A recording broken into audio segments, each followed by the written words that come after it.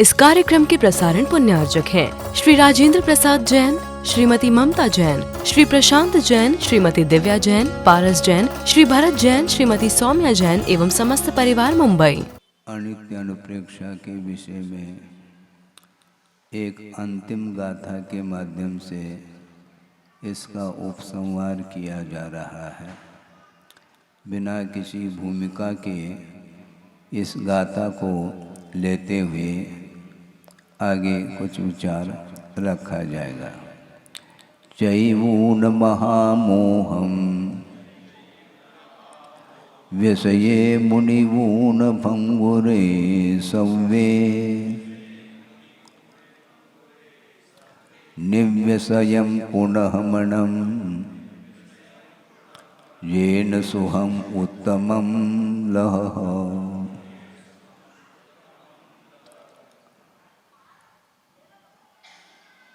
महामोहम चैवून, महा का अर्थ है ये मोह ऐसा कर्म है जो सब कर्मों में सामर्थ्यवान है। अनंत शक्ति के धारक जीव है, इसके बावजूद भी मोह के चपेट में आकर के उसकी सारी शक्ति छीन ली गई है मोह के द्वारा। वह सामर्थ्य समाप्त नहीं हुआ जीव का, किंतु वर्तमान में वह सामर्थ्यहीन महसूस कर रहा है। मोह की विजय और आत्मा की हार।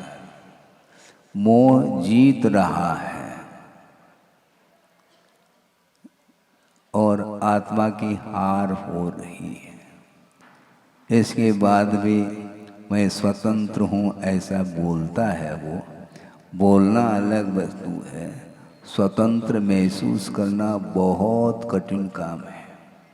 जो जितना व्यावहारिक होगा वह उतना ही परतंत्रता का अनुभव करेगा, इसमें कोई संदेह नहीं है।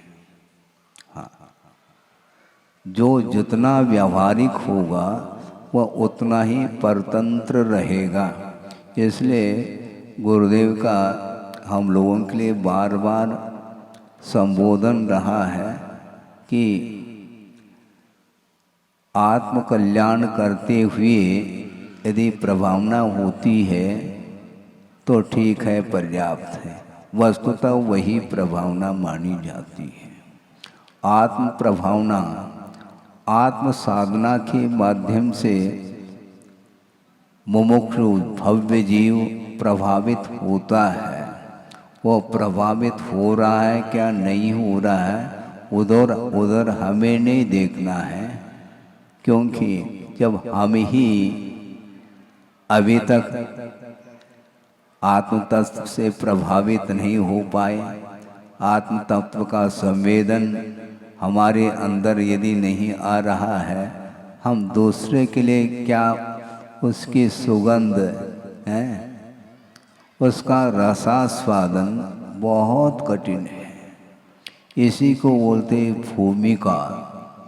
आप बहुत अच्छे ढंग से सुन सकते हैं, समझ सकते हैं, नोट्स भी कर सकते हैं, रिवाइज भी कर सकते हैं, सारी बातें हो सकती हैं, किंतु इसके उपरांत भी जो जो मोह है, समर्थवान मोह है, उसको परास्त करना हंसी खेल नहीं है, बहुत ही कठिन है।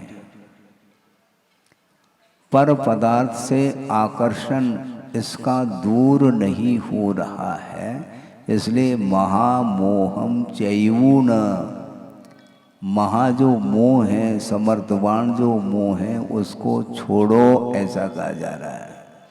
कहा जा रहा है छोड़ो छोड़ो छोड़ो। कितने बार कहें? आप तो 3 बार शुद्धि बोलते हैं और हम प्रतिदिन बोल रहे हैं मोह को छोड़ो, और कितने परसेंटेज में कौन छोड़ रहा है, वो बहुत कठिन काम है। वो हम नहीं जान पाएंगे कि आपका कितना मोह जो है ना वह कम हो रहा है क्या नहीं हो रहा है, इसका परीक्षण आप स्वयं करेंगे। क्योंकि थर्मामीटर में वह मोह आता नहीं है। थर्मामीटर में बुखार नापते हैं तो थर्मामीटर को बुखार नहीं आया, बुखार को नापने का एकमात्र साधन है वो। बुखार आपके अंदर आया है इसलिए आप नाप रहे हैं टेम्परेचर। उसी प्रकार ये मोह जो है ना आपको प्रभावित कर रहा है। प्रत्येक पदार्थ को देख करके वह हमेशा 5 इंद्रियां हैं और भिन्न भिन्न इंद्रियों के विषय हैं और मन के माध्यम से भी उसका ग्रहण निरंतर होता ही रहता है। भरपूर पेट भर भोजन करने के बाद भी वह मन विषय से ऊपर नहीं उठता। अभी भी भविष्य की चिंता उसकी बनी ही रहती है कि जिस प्रकार हमने अभी स्वाद लिया है उसी प्रकार का स्वाद अथवा उससे भी अच्छे क्वालिटी का स्वाद आ जाए, इस प्रकार वह भविष्य की चिंता कर रहा है। वह भविष्य में जी रहा है, वर्तमान में जीने की क्षमता उसके अंदर है ही नहीं। और आचार्य कह रहे हैं विषय मुनिवून भंगुरे सव्य, जितने भी पदार्थ हैं ये सारे सारे क्षण भंगुर हैं, वो स्थायी नहीं है। किंतु स्थायित्व की मान्यता हो चुकी है, एक परिकल्पना है कि वस्तुतः वस्तु नित्य है, किंतु नित्य नहीं है। ये बार बार कहा जा रहा है। महाराज जी बार बार क्यों कहते हैं, उसके बाद भी समझ में नहीं आता ना, इसलिए कहना ही पड़ता है। एक बार 2 बार भिन्न भिन्न प्रसंग के माध्यम से, भिन्न भिन्न शब्दों के माध्यम से समझाने का पुरुषार्थ आचार्य करते हैं, कर्तव्य हैं। क्योंकि छोटा बालक है वह एक बार में नहीं मानता है, क्योंकि वह बालक है। दौड़ो नहीं बेटा, बेटा नहीं दौड़ेगा क्या, कौन पिताजी दौड़ेंगे क्या? वो बच्चा है, वो मानेगा नहीं। पिताजी बैठे हैं और वह 10 बार चक्कर लगा करके पिताजी के पास आकर के बैठा रहता है। तो 10 बार चक्कर लगाने की आवश्यकता क्या, इसी का नाम अस्थिर मना। उसका मन स्थिर नहीं रह सकता। इसी प्रकार बड़े होने के बाद भी उसका मन और बड़ा हुआ है।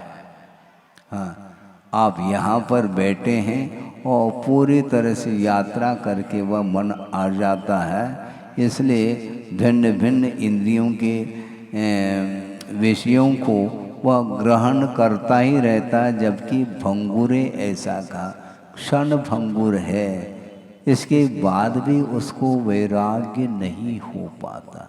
और जब तक आपका मन राग से ऊपर नहीं उठेगा, आप कितने भी कोशिश करो आपको शांति मिलेगी नहीं। लगता है कि मुझे शांति मिल रही है, किंतु नहीं मिलती है। शांत बैठने में जो शांति मिलती है वो कोलाहल में, शोरगुल में नहीं मिलती।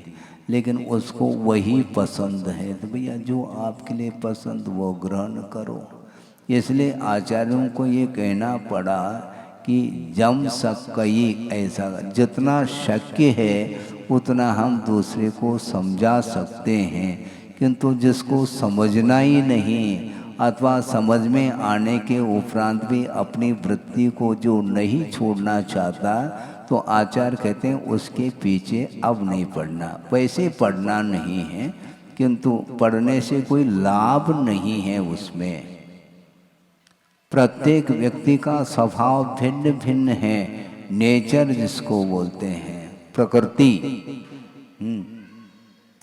वह प्रकृति बनी हुई है। उस प्रकृति से ऊपर उठने के लिए वह स्वयं यदि प्रयत्नशील नहीं है तो उसके प्रवृत्ति को उसकी प्रकृति को परिवर्तित करने के लिए हम कहाँ तक पुरुषार्थ कर सकते हैं?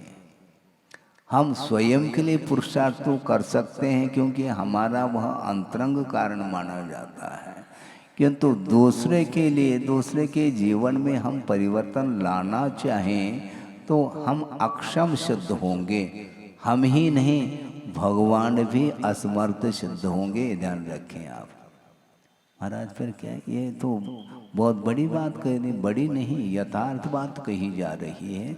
भगवान भी समर्थ नहीं होंगे क्योंकि आपके तरफ से कोई रुचि नहीं है, तो भगवान क्या कर लेंगे? वैसे वो नासा दृष्टि रखे हुए, उनको मालूम है हमारे देखने से इनके ऊपर कोई विशेष प्रभाव पड़ने वाला नहीं है, इसलिए उधर देखो ही नहीं। तभी वह गाड़ी लाइन पर आ सकती है, पॉसिबिलिटी, डेफिनेट कुछ भी नहीं। हाँ, वस्तुतः वह स्वयं गुरु को भी प्रभावित करना चाहता है। हाँ, हमसे प्रसन्न हो जाए, बस ये इसमें वह पुरुषार्थ करता है। तो आचार्य कहते हैं हमें क्यों प्रसन्न कर रहे हो तुम? तुम्हारा कोई न कोई उद्देश्य होगा। तो हमें प्रसन्न करके तुम कौन सा, तुम्हें क्या प्रॉफिट मिलने? आप भक्ति करो। हाँ, प्रसन्न करके कुछ प्रयोजन को शुद्ध करना चाहते हो, इसके माध्यम से कभी भी कार्य नहीं होने वाला है, क्योंकि वह तात्कालिक एक परिस्थिति वह बना लेता किसी भी प्रकार से। पहले हम समझ नहीं पाते थे, क्योंकि धीरे धीरे समझ में आ जाता है संसार का स्वरूप क्या है।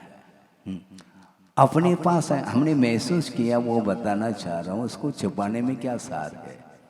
हाँ, हमारे सामने आते ही दीक्षा की बात करेंगे, बहुत इस प्रकार कर लेंगे कि बिल्कुल ही अब वैराग टपक रहा है, अच्छा है। और परिसर के बाद जाने के बाद फिर तो अपने स्वभाव में आ जाएंगे वो। हाँ, तो इस प्रकार करके आप करना क्या चाहो, प्रभाव स्वयं आपका यदि मन भीगा नहीं है तो मैं कहाँ तक भगा सकता हूँ? हमारा कार्य है ही नहीं। आचार्य कहते हैं एक एक समय बहुमूल्य है। एक समय में असंख्यात कर्मों की जो निर्जरा की जाती है, तो उसको कभी भी उससे हट करके दूसरा काम हाथ में लेना नहीं चाहिए। बाहर जब आते हैं प्रवृत्ति में, और कर्तव्य की दृष्टि से उतना करके आगे अपने को बढ़ना है। बहुत मंजिल दूर है, और उस दूरी को तय करने के लिए निरंतर आत्मदृष्टि रखनी पड़ेगी। पर की ओर जो दृष्टि है, एकमात्र विकास की अपेक्षा से भव्य जीवों के कल्याण की दृष्टि को लेकर के थोड़ा सा प्रयास उसमें किया जा सकता, थोड़ा जम सके, इसी का अर्थ है। शक्य का अनुष्ठान किया जा सकता है, क्योंकि जिसके अंदर संवेदनशीलता नहीं, उसको हम नहीं समझा पाएंगे, बल्कि भगवान भी नहीं समझा सकते। सबसे बड़ा उदाहरण तो यही है मारीची का। उसको जब कभी भी मैं सोचता हूँ कि ऐसी कौन सी उसकी वृत्ति होगी, ऐसा कौन सी उसकी प्रकृति होगी कि इतने बड़े योग के आदि में वृषभनाथ हैं, 3 लोक के नाथ हैं, लेकिन उस मारीची के नाथ नहीं बन पा रहे वो। हाँ, 3 लोक के तो नाथ रहे, किंतु मारीची को सुधार नहीं पाए। इसलिए उन्होंने सोचा कि हमें सुधारना किसी को नहीं, यदि सुधरता है तो अच्छी बात है, हमें सुधारना नहीं। सुधारने का अर्थ क्या होता है मालूम है? अच्छे ढंग से धारण करने का नाम सुधार। सुधार का अर्थ क्या? अच्छे ढंग से धारण करो, स्वयं के लिए कहा जा रहा है। तुम दूसरे को सुधारने की बात करते हो। अच्छे ढंग से धारण करो, सुधार सुष्ठु रूपेण, अच्छे ढंग से धारण करो। जो भगवान की वाणी है उसको अच्छे ढंग से आत्मसात करो तो शायद संभव है उसका प्रभाव पड़ जाए। एक कोड़ा कोड़ी सागर प्रमाण चतुर्थ काल, जिसमें कि 42,000 वर्ष कम करना है। 42,000 वर्ष है ना, क्योंकि 21,000 वर्ष पंचम काल है, 21,000 वर्ष षष्टम काल है, और 21,000 वर्ष और आगे दूसरा षष्टम काल आएगा, पुनः एक पंचम आएगा, फिर बाद में जाकर के चतुर्थ काल आना है। तो चतुर्थ काल 42 कितने हो गए फिर? हाँ 42,000 ही हो गए। हाँ ठीक है।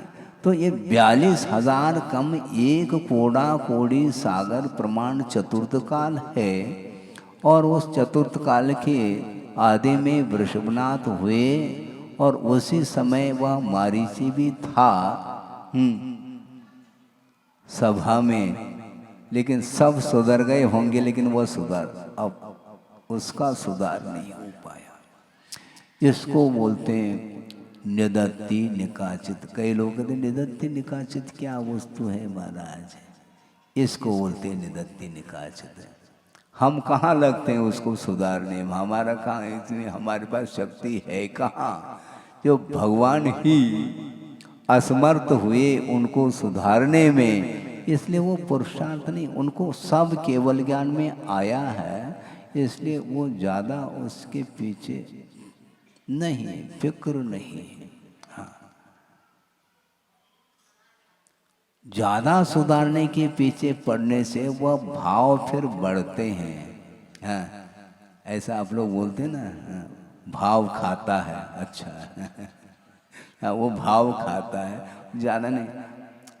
हाँ, कोई भी चीज़ बेचना है मान लो, वो भाव खाता है।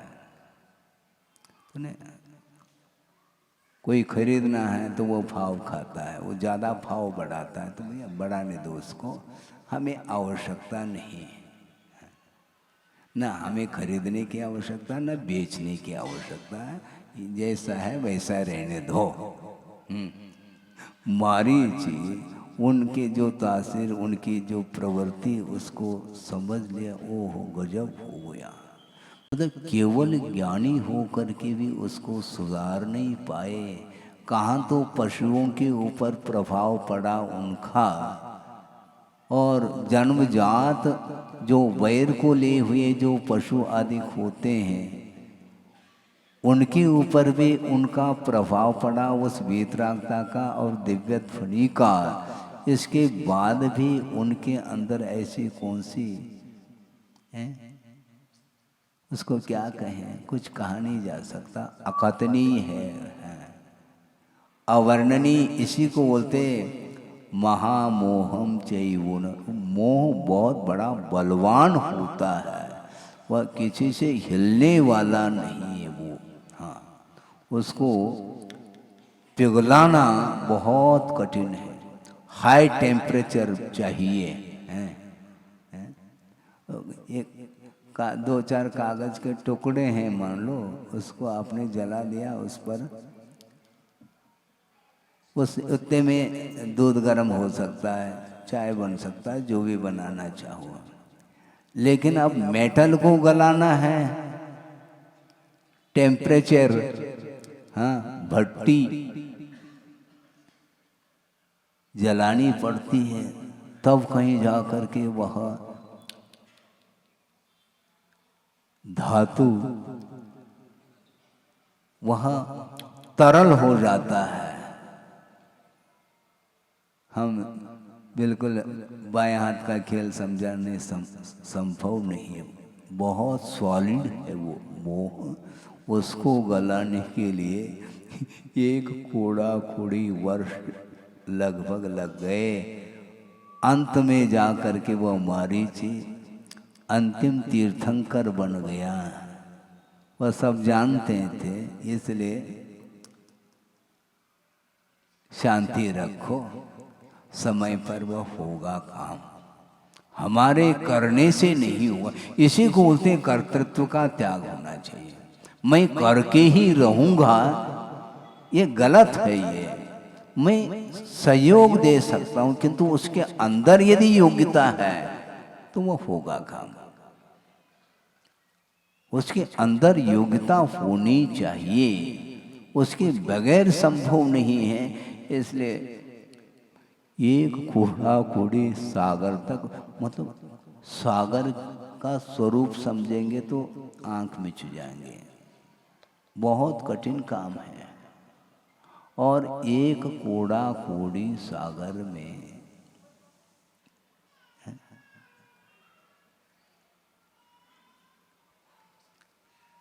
70 कूड़ा कूड़ी सागर की स्थिति को लेकर के मिथ्यात्व का बंद करता है मिथ्या दृष्टि।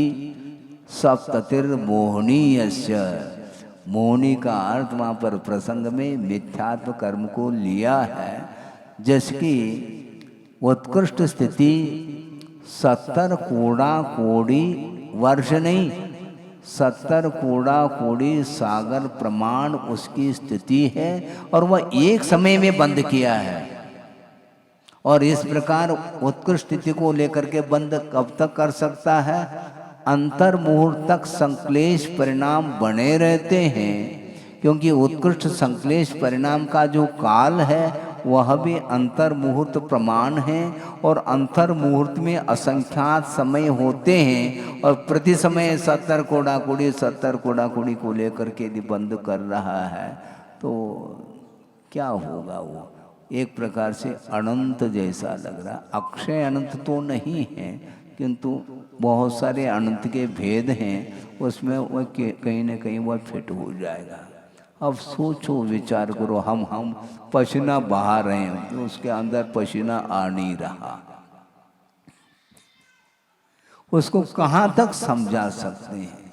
इसलिए अपने परिणामों को संभालने वाला स्वयं यदि संभालना चाहे तो संभाल सकता है, हमारी वश की बात नहीं। इसलिए कर्तृत्व को दूर रखो, कर्तव्य करो और आगे बढ़ो, इतना ही कहा है, क्योंकि स्वयं पसीज नहीं रहा है। जिसके अंदर संवेदन नहीं है उसको समझा नहीं सकते। इसलिए कार्तिकेय प्रेक्षा स्वयं अपने को चिंतन करना है। सामने वाला यदि मान लो अपने आत्महित के अपेक्षा से इसका अनुचिंतन करता है तो उसके लिए लाभ है, बाकी जो है सो है। इसलिए चैवून महामोहम ऐसा कहा, जो समर्थशाली मोह है उसको छोड़ो, ऐसा कहा जाए। अब देखो महाराज, आप प्रेरणा नहीं देते, अच्छा है, आज्ञा दे रहे हैं, प्रेरणा की क्या बात करते हो आप? चैवून छोड़ करके, इन्हें छोड़ो। छोड़ने के बाद फिर क्या करना? क्या समझ करके छोड़ना? पंचेंद्र के विषयों को क्षणभंगुर जान करके उस मोह को छोड़ो, ऐसा कहा जा रहा है। कितने बार कहें मोह को छोड़ो? बार बार कहें क्या? जब मोह का स्वरूप जानने में आ गया है तो छोड़ो कहने की आवश्यकता नहीं पड़नी चाहिए।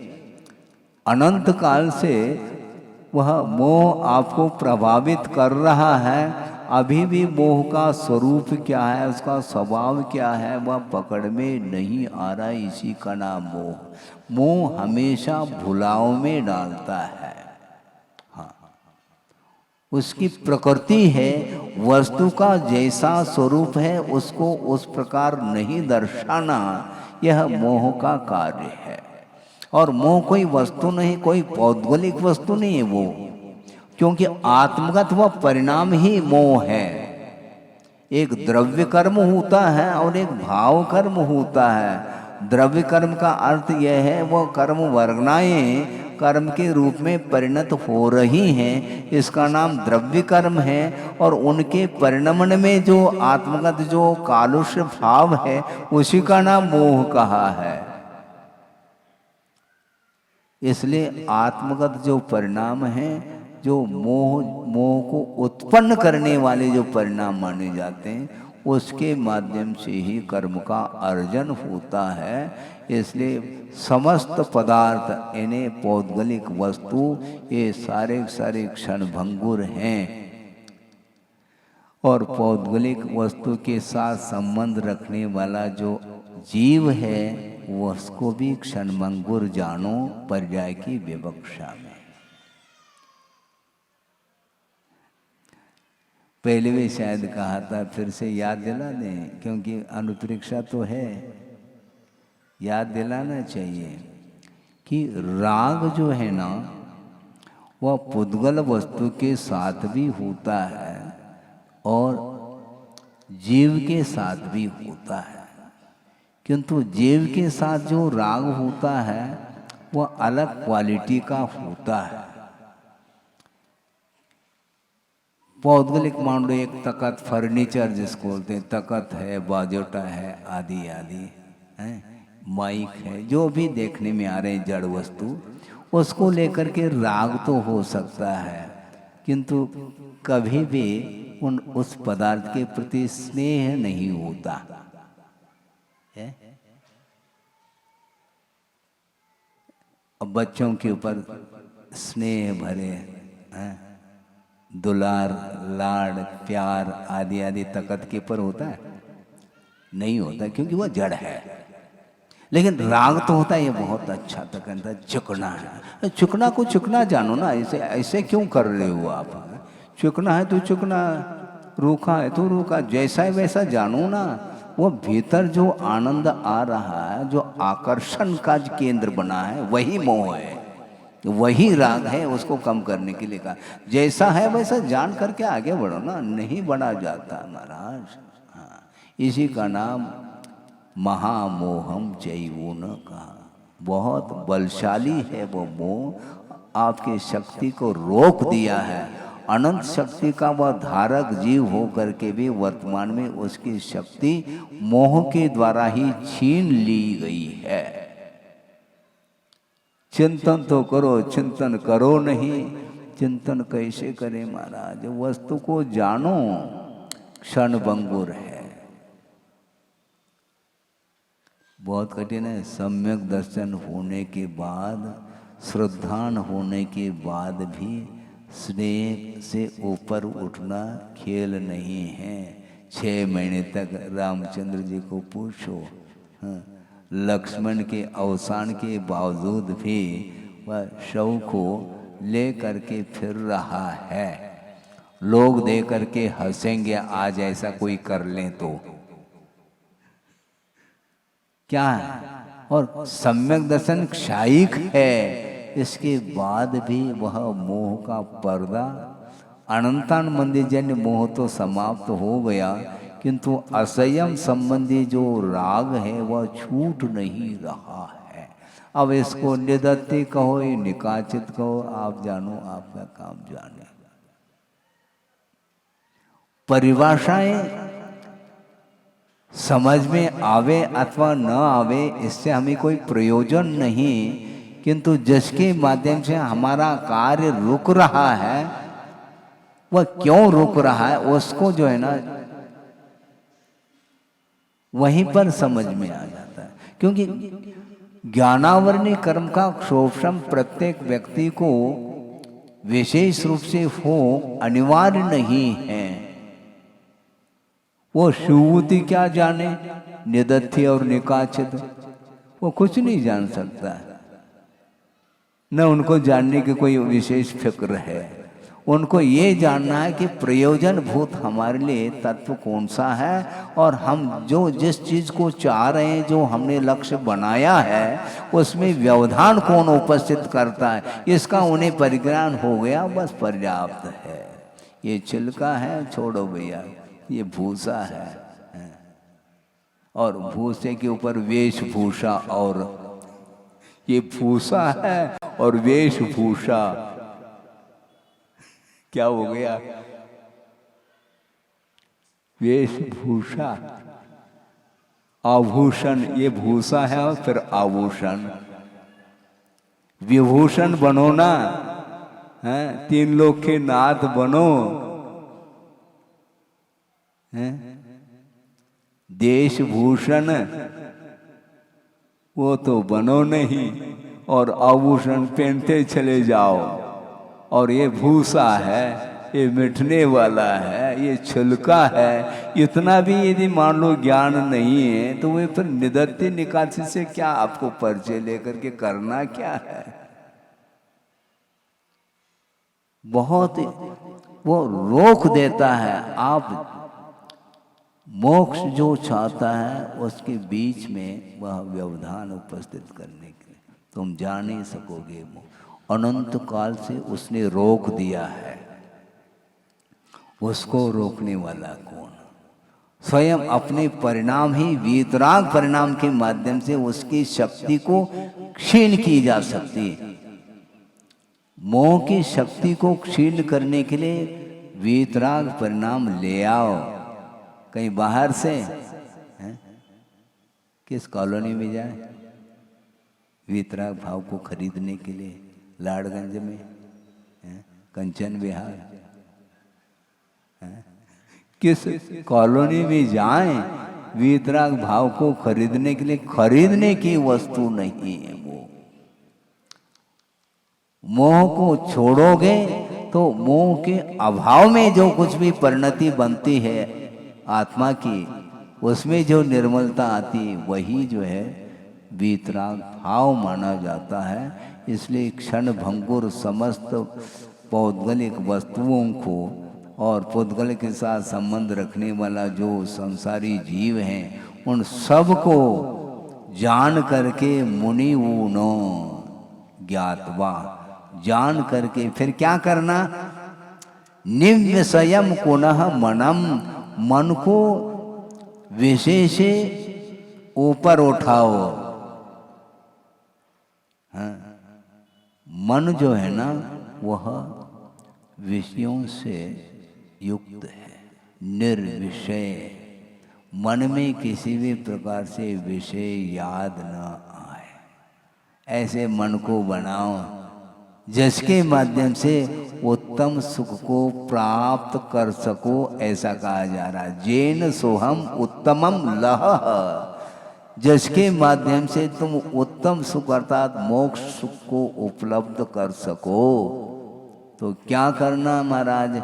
निव्यसयम पुनः मनम, मन को निर्विषय यानी पंचेंद्र के विषयों से मन को ऊपर उठाना, यह पुरुषार्थ माना जाता है। ये अभी तक नहीं हुआ तो आगे क्या स्थिति बनेगी महाराज? असंभव तो नहीं है, असंभव नहीं कहा जा रहा है, किंतु कष्ट साध्य है। आसानी से उसको हम प्राप्त नहीं कर पाएंगे। बायां हाथ का खेल ये संभव ही नहीं है। हाँ, खेल खेल में मोह तो कर सकता है, किंतु खेल खेल में मोह को छोड़ा नहीं जा सकता। ये ध्यान रखो, मोह को समाप्त करने के लिए बहुत बल चाहिए। कौन सा बल? आत्मिक बल चाहिए, मनोबल,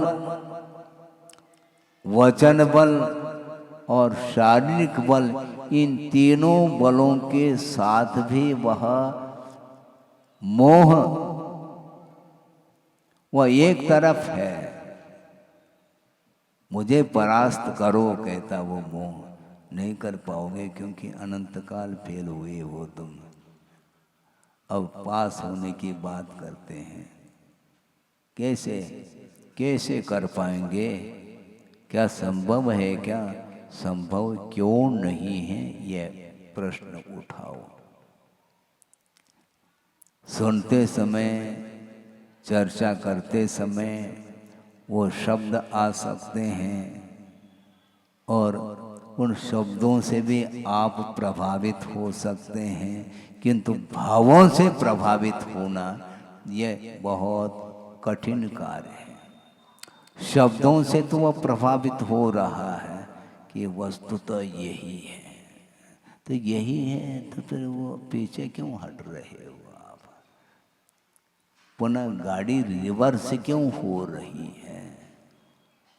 अपने परिणाम के माध्यम से पीछे हट रहा है। इसलिए आचार्यों ने कहा कि आदहिदम का दव्वम, आत्महित कर लेना चाहिए।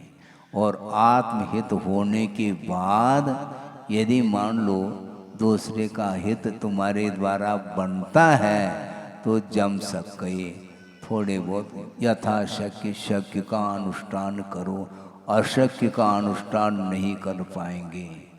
इसलिए कर्तव्य जो होता है वह शक्य का अनुष्ठान मात्र करा देता है, और उससे आगे बढ़ गए तो संक्लेश ही हाथ लगेगा, क्योंकि उसमें कर्तृत्व आया है। नहीं, कर्तृत्व नहीं, क्योंकि भगवान भी इसमें फेल हो सकते हैं कर्तृत्व में। इसलिए कर्तृत्व को छोड़ो, कर्तव्य को अपनाओ। करने योग्य कार्य है, यदि बनता है तो करना, नहीं तो नहीं। एक प्रसंग और सुना दें, पहले सुनाया है फिर भी याद है, किसी को भी याद नहीं होगा कि मुझे तो याद है, क्योंकि हमने ही कहा है। संस्मरण गुरुदेव का है, क्योंकि आचार्य महाराज जो भी बोलते हैं उनके एक एक वचन व सूत्र के काम करते हैं। व्यवहार का निषेध करने के लिए नहीं कहा जा रहा है, किंतु जो व्यवहार कर रहा है उसके लिए आचार्य महाराज कह रहे हैं क्या?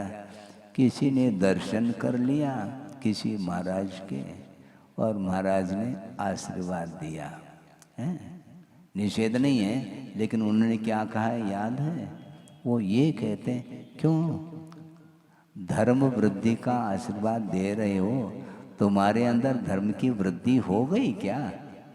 इस कार्यक्रम के प्रसारण पुण्यार्चक थे श्री राजेंद्र प्रसाद जैन, श्रीमती ममता जैन, श्री प्रशांत जैन, श्रीमती दिव्या जैन, पारस जैन, श्री भरत जैन, श्रीमती सौम्या जैन एवं समस्त परिवार, मुंबई।